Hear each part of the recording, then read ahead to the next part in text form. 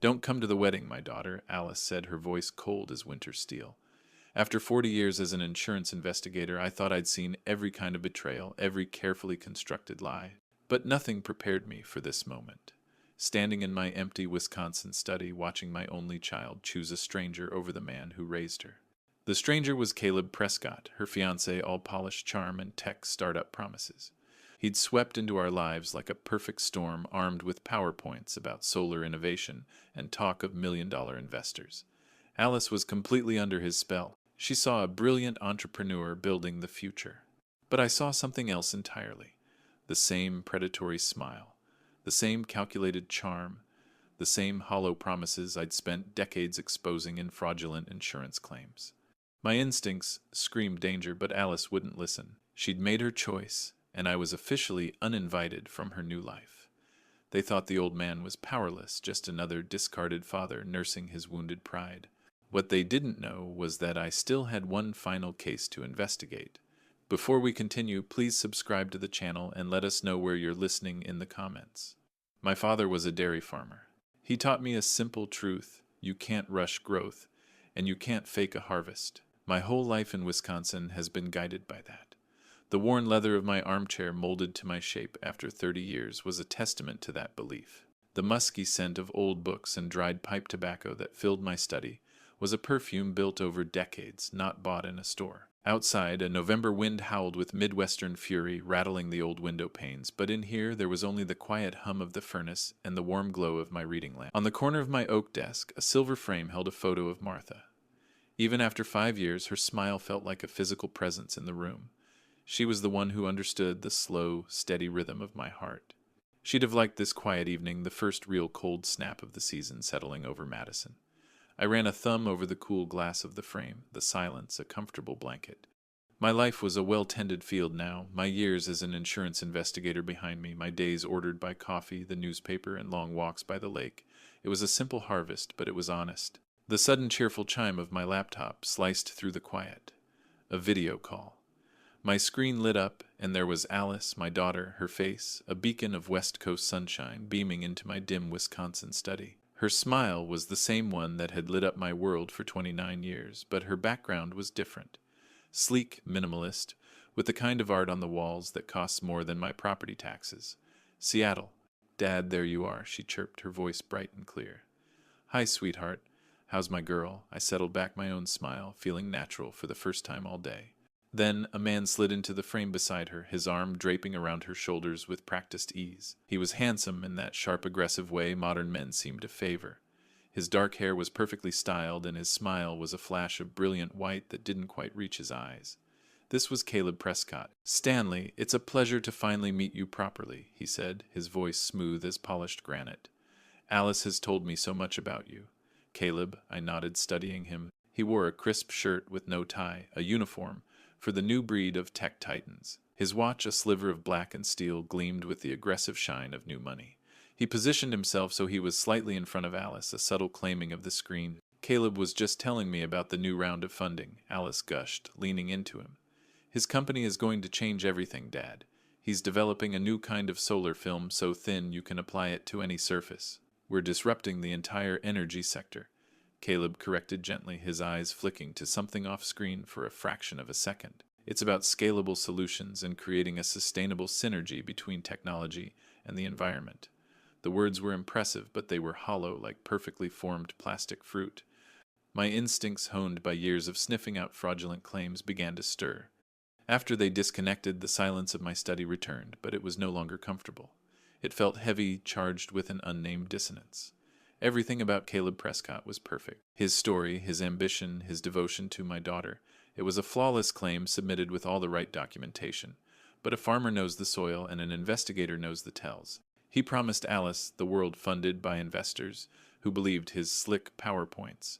I decided to introduce a little bit of old-fashioned pesticide into his ecosystem, a meticulously documented file of his lies. The laptop screen went black, reflecting a distorted image of my own face, etched with lines of concern I hadn't felt in years.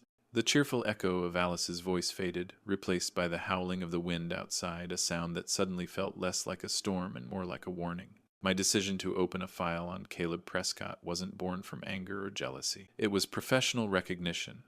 In my 40 years of investigating insurance claims, I had seen 100 Calebs across my desk, all confidence and charisma. They were the masters of the plausible narrative. They never had just one photo of the fire. They had an entire album complete with dramatic captions. They never had just a witness. They had a tearful neighbor willing to swear on a Bible. Caleb's performance had been flawless. The casual mention of Series B, funding the technical jargon about photovoltaic efficiency, as the arm draped possessively around my daughter. It was all part of a carefully constructed facade designed to project success and disarm scrutiny. But I saw the tells, the fractional glance away from the camera, a classic sign of someone accessing a script rather than a memory. The way his smile was a perfect curve, but never touched the muscles around his eyes. Martha would have seen it in a heartbeat. She had an internal compass for authenticity that was far more accurate than any of my professional tools. He's selling a feeling, Stan, not a product, she would have whispered to me later that night, her hand finding mine in the dark. She would have felt the hollowness beneath his words the same way a farmer feels the lack of rain in the air long before the crops begin to wilt. But Martha was gone, and this burden was mine alone. This wasn't a stranger's fraudulent fire claim for a few $1,000s. This was Alice's heart, her future, her entire emotional landscape. A direct assault, a clumsy accusation based on a gut feeling, would be a fatal mistake. She would see it as a betrayal, an attack on her own judgment. She would build fortifications around him, and I, the concerned father, would be cast as the villain trying to ruin her happiness. I couldn't risk that. I couldn't lose her. Thanksgiving was in 2 weeks. He would be in my house at my table, sleeping under my roof. The first rule of any investigation is to observe the subject in their habitat. In this case, I would have to bring him into mind. I would smile, I would listen, and I would learn the architecture of his lies. I stood up and walked to the window, watching the bare branches of the oak tree whip against the dark sky. The storm was coming, and I had to be ready. The crunch of tires on my gravel driveway was the only announcement I needed. I stood by the door, wiping my damp palms on my trousers, a nervous habit I thought I'd lost 30 years ago. When the door opened, the cold Wisconsin air rushed in, and with it my daughter. Alice's hug was real, a desperate, loving embrace that smelled of pine trees and the recycled air of an airplane. I held her tight, a brief moment of pure, uncomplicated joy. Over her shoulder, Caleb Prescott emerged from the rental car. He was even more polished in person. He presented me with a bottle of Californian red wine, the label boasting a price tag I knew was meant to impress. His handshake was firm, his smile unwavering. "Stanley, your home is beautiful. It has such character." He wasn't seeing the home. He was appraising it. His eyes scanned the living room, lingering for a moment on the antique grandfather clock Martha had inherited. I saw the faint flicker of calculation in his gaze. For the first day, he was the perfect guest. He complimented my cooking, listened with rapt attention to my old stories about the insurance business, and treated Alice with a theatrical tenderness that made her glow. He was building a case for himself, presenting exhibit after exhibit of his own good character. I simply observed, collected evidence, and said nothing. The next morning he found me alone in my study.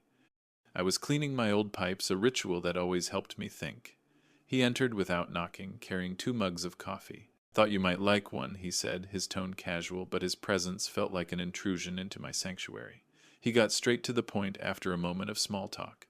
"Stanley, I'll be honest. I'm in a bit of a tight spot, and I was hoping I could speak to you man to man." I gestured for him to continue, my hands busy with the pipe. "My company is on the verge of something massive," he began, leaning forward conspiratorially.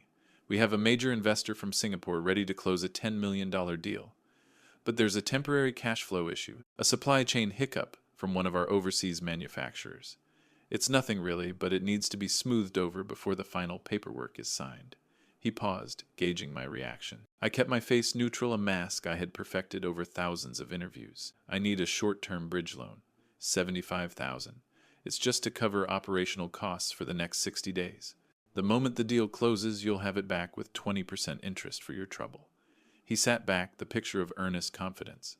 "I wouldn't even ask, but this is for Alice's future, our future. I want to give her everything." It was a textbook advance fee fraud pitch, just wrapped in a green tech bow. The urgency, the appeal to a larger-than-life payoff, the emotional leverage, it was all there. My mind was screaming fraud, but I couldn't let my face betray a thing. I let the silence hang in the room for a long moment, the only sound the ticking of the grandfather clock in the hall. My mind, the old investigator's engine, was running scenarios at high speed. If I said no, I would become the enemy. Caleb would twist it, telling Alice I was a bitter old man unwilling to support her future stuck in the past. She would defend him fiercely, and the distance between Seattle and Madison would become an unbridgeable chasm. I would be shut out, completely blind and powerless to protect her. But if I said yes, I wasn't just giving him money. I was buying a front row seat to his entire operation. I was creating a concrete, undeniable paper trail. A personal check for $75,000 wasn't just a loan, it was evidence. It was a tether. It was the cost of admission to his fraudulent world and an investment in his eventual downfall. I met Caleb's expectant gaze, my expression carefully neutral. "That's a lot of money, Caleb," I said, my voice deliberately slow. "It's a significant part of my retirement savings." "I understand completely, Stanley," he replied, his face a mask of sincerity. "If it's too much, I'll find another way. I would never want to put you in a difficult position." It was a perfect reversal, making him seem considerate while applying even more pressure. I nodded as if weighing the decision. "I trust Alice's judgment," I said, choosing my words with care. "And she trusts you. That's what matters to me." Relief washed over his features, a wave so quick and total it looked almost genuine. I pulled open the desk drawer and took out my checkbook. My hand was steady as I filled in the date. His eyes followed the movement of my pen like a hawk tracking its prey. Caleb Prescott, 75,000 and 001 My signature at the bottom was firm as seal on a devil's bargain. I tore the check from the book with a sharp, decisive rip and handed it to him. He folded it neatly and slid it into his wallet, a magician hiding his trick. "You won't regret this, Stanley. I'll have it back to you before you know it. This means the world to us." He left the study, and moments later Alice burst in her face, radiant. "Dad, Caleb just told me—" "Oh, thank you." She threw her arms around me, her hug filled with a gratitude so pure it almost broke my heart. "I knew you'd see how wonderful he is, once you got to know him. I knew it." I hugged her back, the smell of her shampoo, a familiar comfort in a world that had just become profoundly dangerous. "I just want you to be happy, sweetheart." She squeezed me tighter. "I am.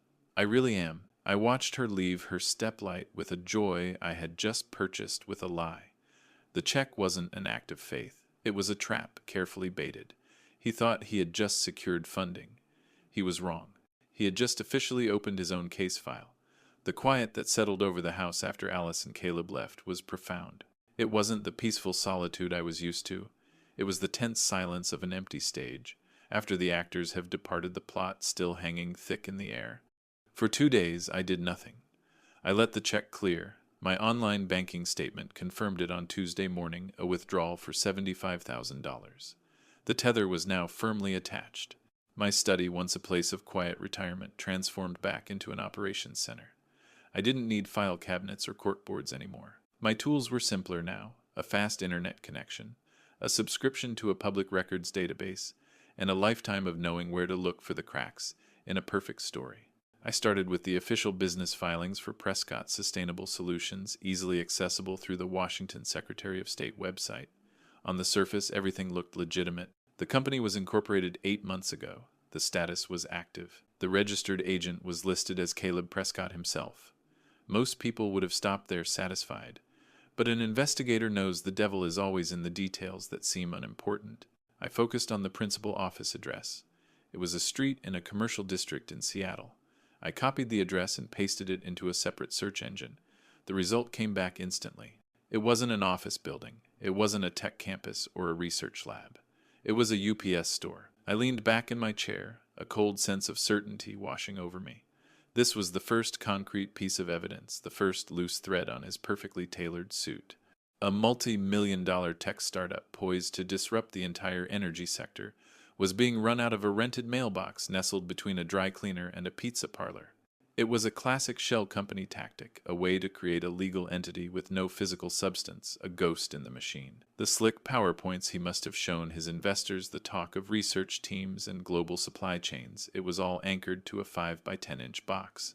I thought of my $75,000, my hard-earned money, likely already being funneled through this digital ghost town. This wasn't just a red flag. It was a screaming siren.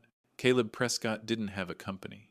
He had a mailing address and a very convincing story, and now I knew exactly where to pull next. The man listed as the registered agent had a history, and public records were a paper trail that never lied. The UPS store address was the first loose thread. Now it was time to pull. I logged into the professional records database I had maintained a subscription to even in retirement. It was an expensive habit, but for moments like this it was priceless. The interface was familiar, a digital landscape where I had spent countless hours hunting for ghosts. My first search was simple, a nationwide legal records search for Caleb Prescott. The results were clean. Too clean.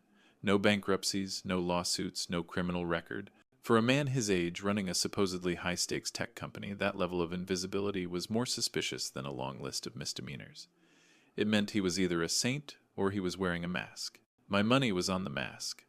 Con artists rarely use the same name forever.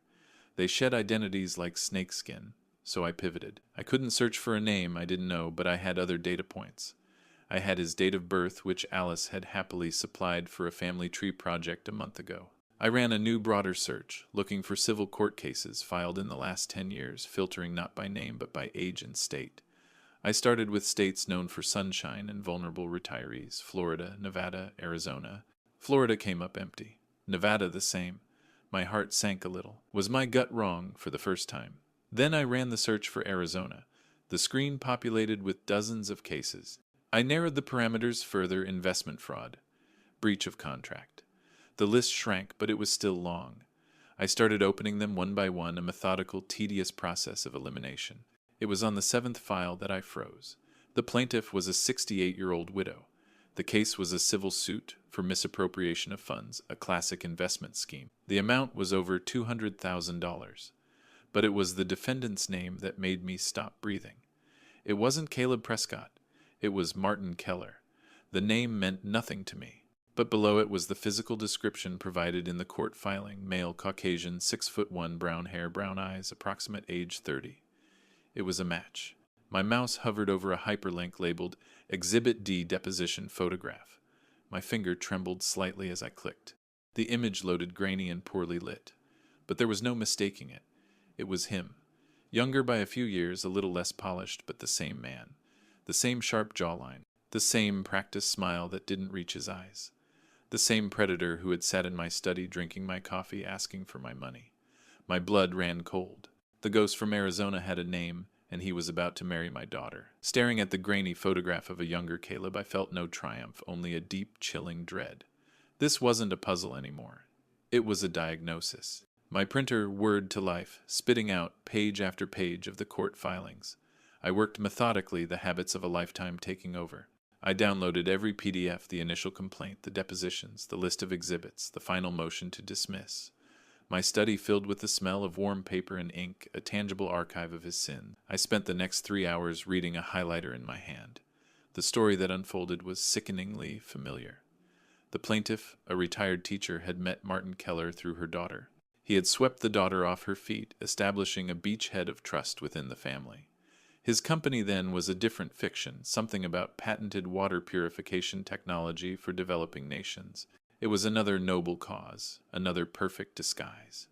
The pattern was identical. First came the charm, then the creation of a problem, a regulatory delay that threatened a lucrative government contract. Then came the ask, a short-term investment to secure the deal, complete with promises of exorbitant returns.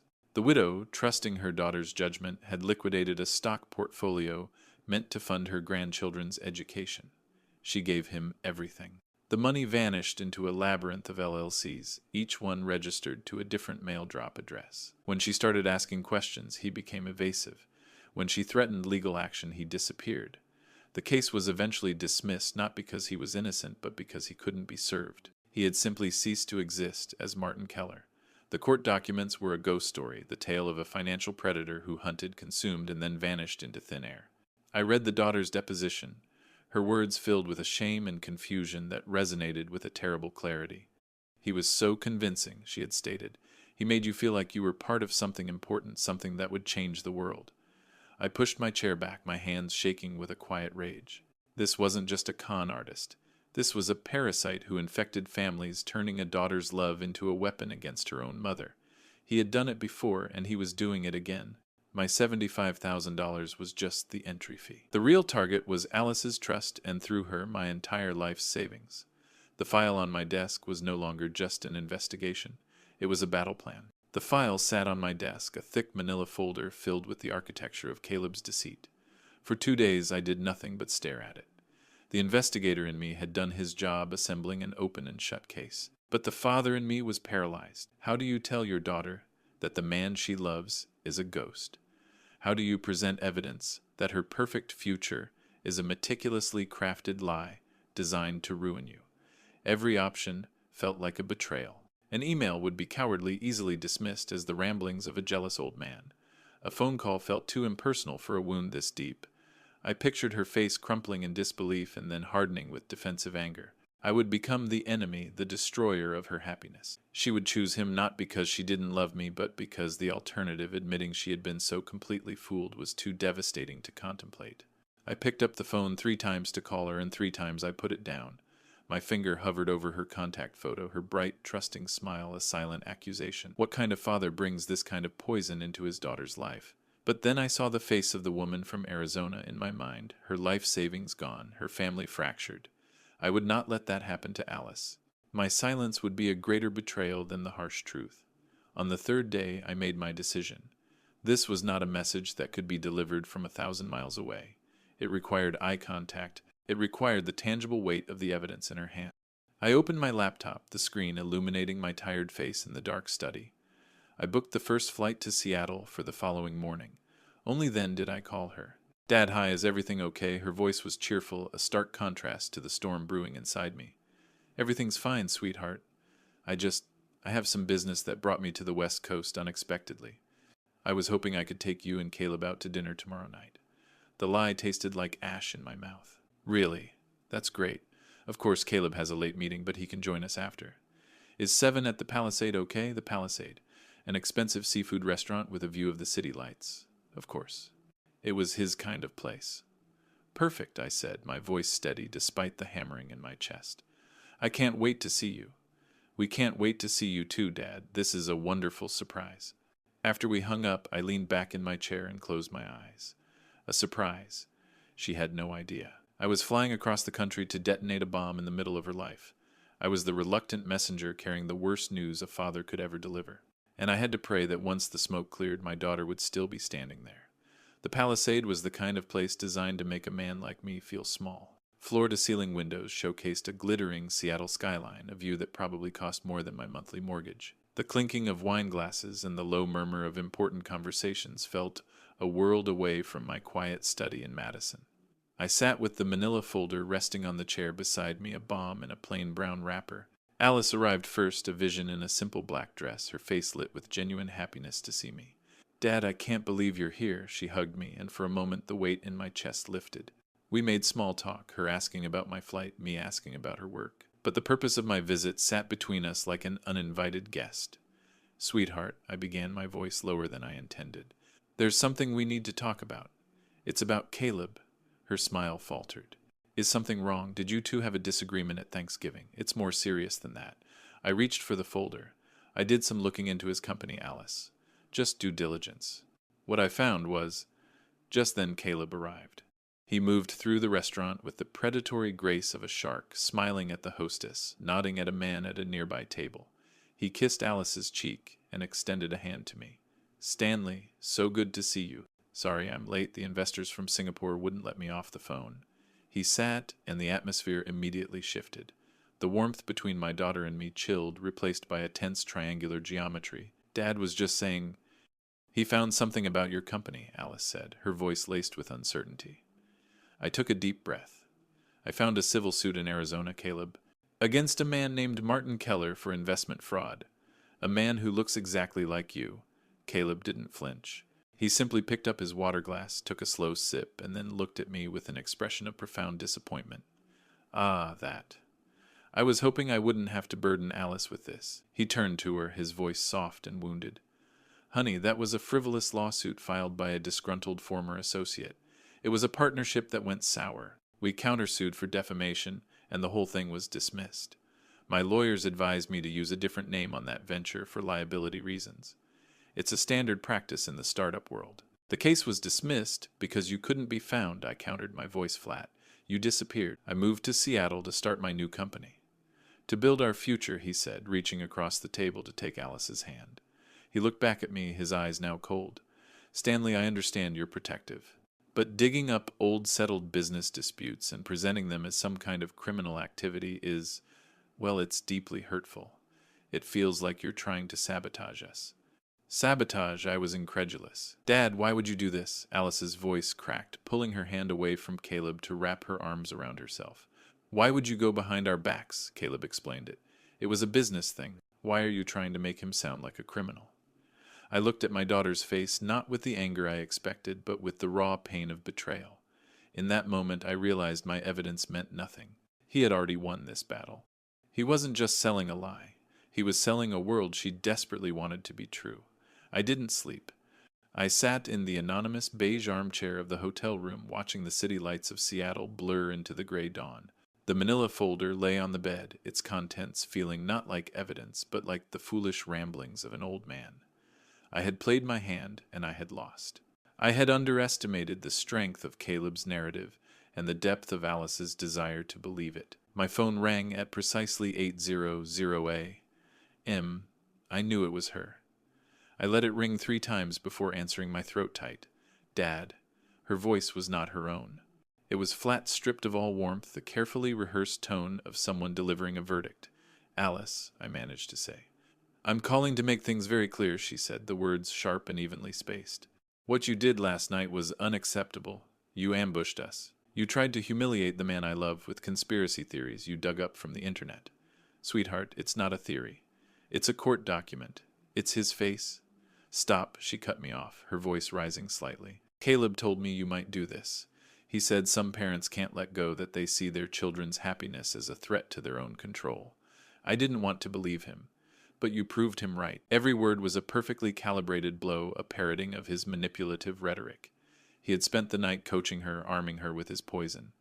Alice, please, I pleaded, my voice breaking. This isn't you. He is twisting everything. He is dangerous. The only danger I see is your refusal to accept that I am a grown woman who can make her own choices, she shot back. You've made it clear that you don't support my marriage. You don't respect my decisions. So I have to make a choice of my own. A terrible silence stretched across the line. I knew what was coming. Don't come to the wedding. The words were quiet, but they landed with the force of a physical explosion. Alice, I mean it, Dad. If you show up, you will not be welcome. You forced me to choose between my future husband and a father who is actively trying to ruin my life. I choose him. There was nothing left to say. She had built a fortress around him, and I was on the outside. I love you, Alice, I whispered. There was a pause, a flicker of hesitation. For a heart-stopping second, I thought the daughter I knew was still in there. But then the line went dead. The click of the disconnection was the loudest sound I had ever heard. I sat there, phone in my hand, staring at my own reflection in the dark screen. The father in that picture looked like a stranger, a man who had just been completely and utterly erased from his own daughter's life. A month of silence can change a man. It hollows you out, replacing certainty with the echoing ghosts of past conversations. But a father's hope is a stubborn, irrational thing. That's why I found myself on a plane to Seattle on the morning of my daughter's wedding, the rejection in her voice from a month ago warring with a lifetime of love. In my coat pocket, my fingers traced the smooth carved lines of a small wooden badger. It was a foolish gift, something I had whittled from a piece of Wisconsin oak from our own backyard. A reminder of home, a peace offering. I wore my best suit, the one I'd saved for the day I would walk her down the aisle. I rehearsed 1,000 apologies in my head, 1,000 ways to say I was wrong, just let me be here. I didn't need to be right anymore. I just needed to see my daughter get married. The hotel was a monument of glass and steel, shimmering under the pale Seattle sun. Guests in elegant dresses and dark suits flowed through the revolving doors, their laughter mixing with the sound of a string quartet warming up in the grand lobby. I recognized some of them, Alice's friends from college, my own cousin from Portland. They smiled and waved, unaware that I was a ghost at this feast. Their friendly faces gave me a flicker of hope. Maybe Alice had changed her mind. I clutched the small badger in my pocket and approached the ornate entrance to the ballroom. A young man in a crisp security uniform stepped into my path. He was polite, professional, and built like a linebacker. "Good afternoon, sir." "May I see your invitation? I'm the father of the bride," I said, my voice steadier than I felt. "Stanley Grant." He consulted the tablet in his hand, his fingers scrolling down a list. His expression didn't change. "One moment, sir." He spoke quietly into a device on his wrist. I saw my cousin turn and look at me with a confused expression from across the lobby. The security guard looked back at me, his eyes empty of any empathy. "I'm sorry, sir," he said, his voice flat and final. "Your name is on the denial list." The sounds of the lobby seemed to fade into a dull roar. The denial list. It wasn't just that Alice hadn't invited me. It was that Caleb had taken the specific calculated step to have me formally barred to ensure my humiliation was public. He had anticipated I would come counting on a father's love, and he had turned it into a weapon against me. "The request was made by the groom, sir," the guard added, as if that explained everything. I looked past him through the glass doors and saw a flash of white. Alice. She was laughing, holding a glass of champagne surrounded by her bridesmaids. She looked happy. She looked beautiful. And she was a million miles away. The farmer's son in me knew exactly what to do with a pest that poisons the crop. You don't just pull it out. You burn the whole field to make sure it can never grow back. I turned away from the Grand Hotel, the string music fading behind me. I did not feel anger. I did not feel sadness. I felt the cold, quiet clarity of a field after a killing frost. All the tender emotions, the hope, the hurt, the love had been frozen and shattered, leaving only a hard, unyielding purpose. He hadn't just uninvited me. He had branded me using my own daughter's wedding as the iron. He wanted to ensure I was seen as a toxic, unstable element, neutralizing any future warnings I might try to give. It was a brutally efficient move, and it was his final mistake. My hand was still in my pocket, clutching the small wooden badger. I walked to a large ornate planter near the hotel entrance and gently placed the carving amidst the ferns and flowers. It was a foolish gift from a man who no longer existed. That man had believed in reconciliation. He had believed in the enduring strength of a father's love. That man was gone. In his place was an investigator with a perfectly documented case file and nothing left to lose. I walked 3 blocks in the cool Seattle air, my steps even and measured. I entered a different hotel, a generic chain catering to business travelers, and paid for a room with my credit card. The room was identical to the one I had stayed in before. Beige walls, impersonal art, a king-size bed. It was a perfect, anonymous command center. I took off my suit jacket, the one I'd meant to wear to walk my daughter down the aisle, folded it carefully and placed it on the bed. Then I sat at the small desk, opened my laptop, and began to work. The manila folder with its damning evidence was back in my hotel, safe in Madison, but I had a digital copy of every single page stored on a secure cloud server. I downloaded the files, the Arizona court case, the fraudulent business filings, the deposition from the victim's daughter. I arranged them into neat separate folders on my desktop. My father had a term for it. When a pest like a groundhog got so brazen that it started burrowing under the foundations of the house itself, you couldn't just set a simple trap. You had to employ what he called the farmer's scorn. It was a cold, methodical, and total eradication. It wasn't about anger. It was about protecting the harvest. Caleb Prescott had burrowed under the foundation of my family. My response would be just as methodical and just as total. The first step was to become a ghost. I created a new anonymous email address through a secure server, a string of meaningless letters and numbers. No name, no history. From this digital void, I would launch my attack. The clicking of my keyboard was the only sound in the sterile hotel room, each keystroke precise and deliberate. The first email was for the investor, the Singapore firm Caleb was so proud of. The subject line was clinical, designed to bypass administrative assistance and trigger immediate alarm in any legal department. I typed urgent due diligence regarding Caleb Prescott, NMNROSP, Prescott Sustainable Solutions. The body of the email was brief. To whom it may concern. Before finalizing any investment, I urge you to review the attached public records. They pertain to the principal's past business activities under a different name. I attached 2 files, the complete Arizona court filing against Martin Keller and the Washington State Business Registration showing the UPS store address. Click Attach. The second email was for the tech blogger. She was a kingmaker in the Seattle startup scene, known for her scathing takedowns of fraudulent companies. This email required a different tone, that of an anonymous insider. Subject tip: the real story behind Seattle's green tech wonder boy. The message was even shorter. You might want to look into Caleb Prescott's previous venture in Arizona. His real talent isn't solar technology, it's making money disappear. I attached the same 2 files plus a link to the deposition of the previous victim's daughter. Click. Attach. The third email was the most tactical, designed for immediate and spectacular chaos.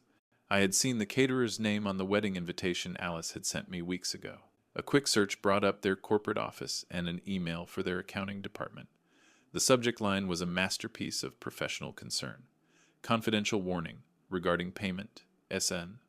Rice, Prescott wedding. The message was a simple anonymous note. As a concerned party, I would advise you to secure payment for your services immediately.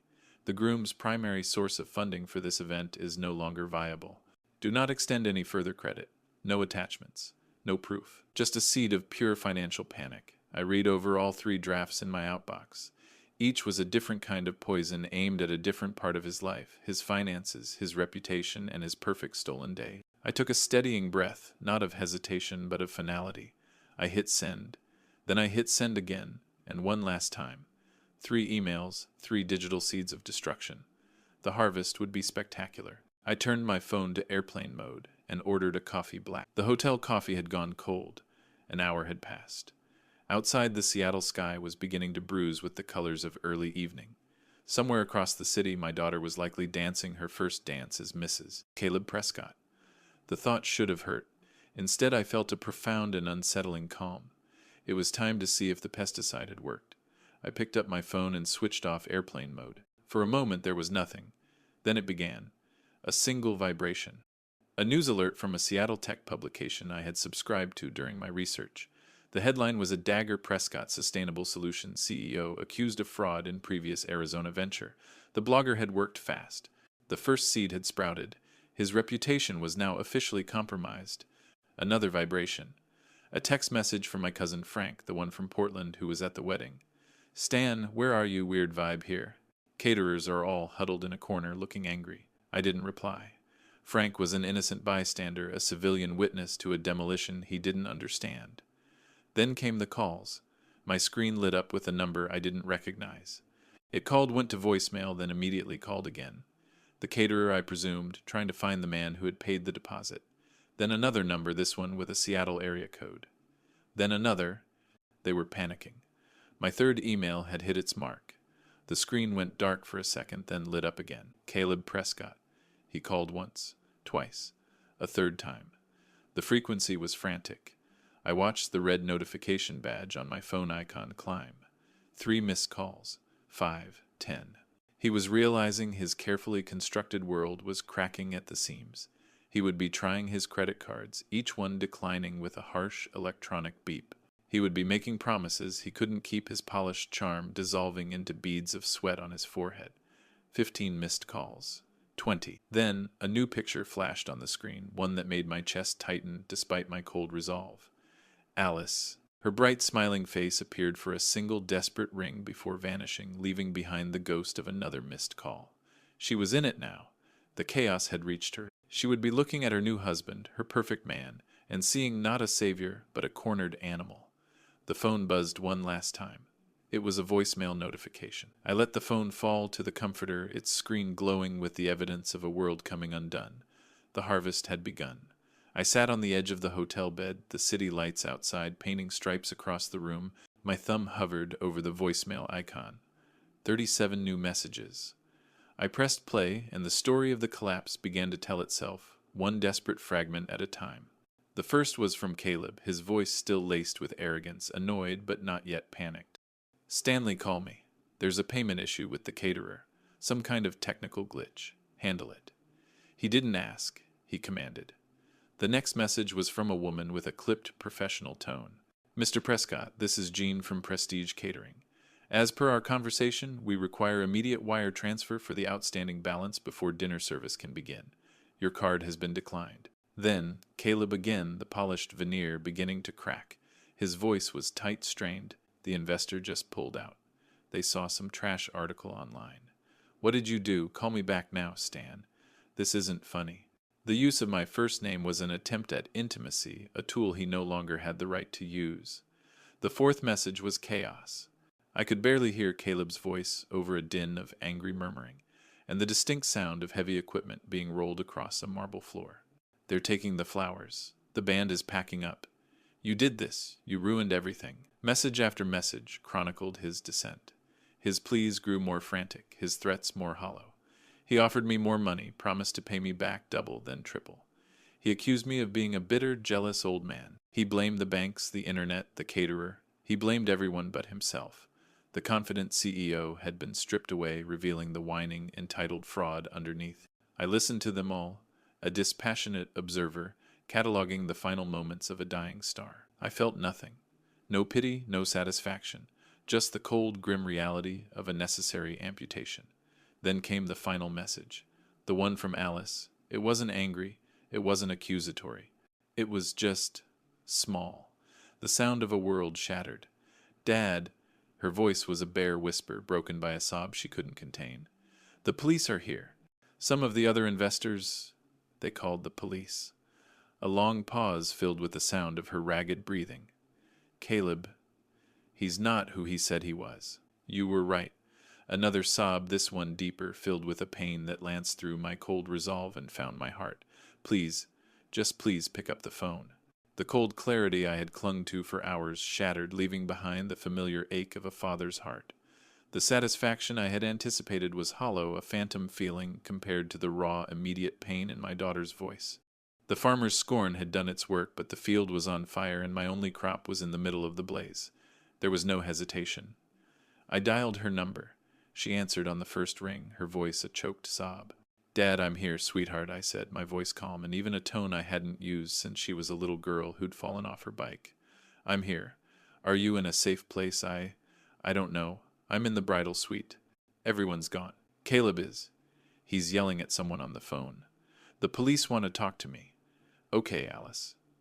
Listen to me very carefully, I said, shifting into the clear, methodical cadence of a man who handles crises for a living. I need you to do exactly as I say. Can you do that? A small, watery yes. Good girl. First, I want you to stop talking to Caleb. Do not engage with him. If he speaks to you, you walk away. Understand? Yes. Second, find a police officer, a woman if you can, and tell her you're ready to talk. Answer their questions honestly. You have nothing to hide. You are a victim here, Alice. I put a firm emphasis on the word. You did nothing wrong. I could hear her take a shuddering breath. Okay, last thing. Get your purse and your coat. Don't worry about anything else. Just those two things. Then walk calmly out of that room, go down the main elevator, and exit through the front doors of the hotel. Don't talk to anyone. I'm going to send a taxi to pick you up. I'll text you the name of my hotel. Dad, I'm so sorry, she whispered, her voice finally breaking completely. You were right about everything. We'll talk about all that later, I said, gently cutting off the spiral of shame before it could take hold. Right now, all that matters is getting you safe. I'm putting on my coat as we speak. I'll meet you downstairs in the lobby of my hotel. I love you, Alice. I love you too, Dad. I hung up the phone. The investigator who had meticulously planned a man's downfall was gone. The farmer who had sought to eradicate a pest had left the field. All that remained was a father going to get his daughter. I stood in the impersonal lobby of the business hotel, a ghost from a different world. The quiet efficiency of the place, with its muted tones and hushed conversations, was a universe away from the gilded chaos Alice was escaping. Every time the automatic doors slid open, my heart leaped.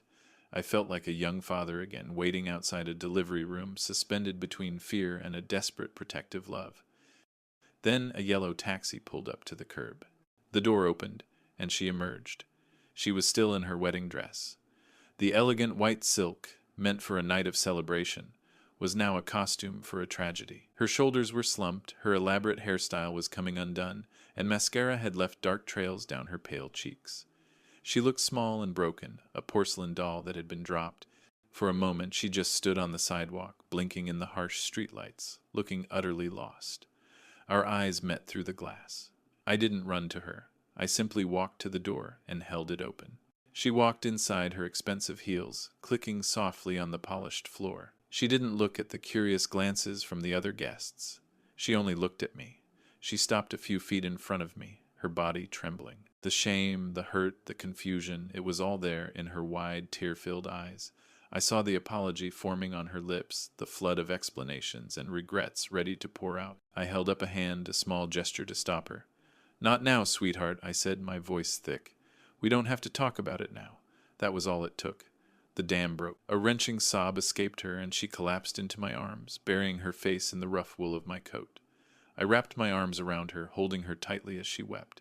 I wasn't an investigator. I wasn't a farmer. I was just a father holding his daughter, absorbing her pain into himself. The elegant dress, the ruined makeup, the shattered dreams, none of it mattered. "It's okay," I whispered into her hair, rocking her gently like I did when she was a child. "I've got you. You're home." And in the quiet, sterile lobby of a hotel 1,000 miles from Wisconsin, surrounded by strangers, she was. 3 months can feel like a lifetime. The brutal Seattle winter had given way to a gentle Wisconsin spring. The silence in my house was no longer heavy with unspoken grief. It was filled with the quiet sounds of healing. Alice was home. She had quit her job, broken her lease, and packed 2 suitcases, leaving the glittering wreckage of her Seattle life behind. We spent most of our days in the garden, a ritual Martha and I had always shared. There was a simple honesty to it. Tilling the soil, pulling the weeds, planting the seeds. My father, the farmer, would have approved. We didn't talk much about what had happened. We didn't have to. The shared work, the feeling of the cool, rich earth in our hands, was its own kind of conversation. I saw the old light slowly returning to her eyes, the resilient spirit I knew had been there all along. One afternoon, we came inside for a break, our hands stained with soil. The local news was murmuring on the television in the living room, and then his face filled the screen. Not the polished, confident headshot from his fake company website, but a grim, unflattering mugshot. Seattle tech entrepreneur Caleb Prescott was arrested by federal agents this morning, the anchor announced in a professional monotone. He faces multiple charges of wire fraud and money laundering in connection with a multi-state investment scheme targeting retirees, with estimated losses exceeding $3 million. Alice stopped a glass of water halfway to her lips. She stared at the screen, her expression unreadable. I reached for the remote, but she shook her head. "It's okay, Dad. I want to see it." We watched as the reporter detailed the Arizona case and mentioned other victims who had come forward in Nevada and Florida. My file had just been the beginning. The FBI had built a mountain of evidence on top of it. She was quiet for a long time after the segment ended. "They called me to testify before the grand jury last month," she finally said, her voice soft. "I told them everything. About the $75,000. About the way he talked about you." She turned to me, her eyes clear and steady. "I am so sorry, Dad. Not just for not believing you, but for what I said. For the choice I made." "You don't have to apologize, sweetheart," I said, my voice thick. "He built a world for you. It's not your fault that it was made of smoke." She gave me a small, watery smile. "You know that wooden badger you left at the hotel? One of my friends found it and brought it to me. It's in my room. It's the only thing from that day I wanted to keep." I looked out the window at the garden we had just planted. The neat rows of soil were a promise of things to come: carrots, tomatoes, a new season. The crisis had been resolved not just by Caleb's arrest, but by the quiet forgiveness that had finally taken root in our own backyard. Alice was not broken. She was forged anew, tempered by a painful truth, but stronger for it. Our relationship, once strained by secrets and mistrust, was now deeper and more honest than ever. The greatest lesson, I realized, was that protecting your family isn't always about preventing the storm. Sometimes it's about holding the anchor steady until it passes, and then helping to rebuild together. My father, the farmer, had been right all along. You can't rush growth and you can't fake a harvest. Life, like a field, has its seasons. There are seasons for planting, seasons for doubt, and seasons for fighting off the pests that threaten to devour everything you've built. But the most important season is the one that comes after the blight, the season of new growth. We had survived the winter. Alice, scarred but wiser, was putting down new roots, not in the shallow soil of Seattle, but in the rich, familiar earth of home. Our family's legacy wasn't about money or success. It was about this, the resilience to endure, to heal, and to begin again. The evening sun cast a warm, golden light across the living room, the same light that had filled my study on the night this all began. But the shadows were no longer menacing. They were soft, peaceful. Looking at my daughter, her face calm and her future her own again, I felt a sense of completion, of a harvest finally safely brought home. What a journey we've shared today with Stanley and Alice. Stories like theirs remind us that the deepest roots of family can withstand any storm, and that wisdom is often the most powerful tool we possess. If you like this story, please like this video, subscribe to the channel, and share your impressions of this story in the comments. To listen to the next story, click on the box on the left. Thank you for watching.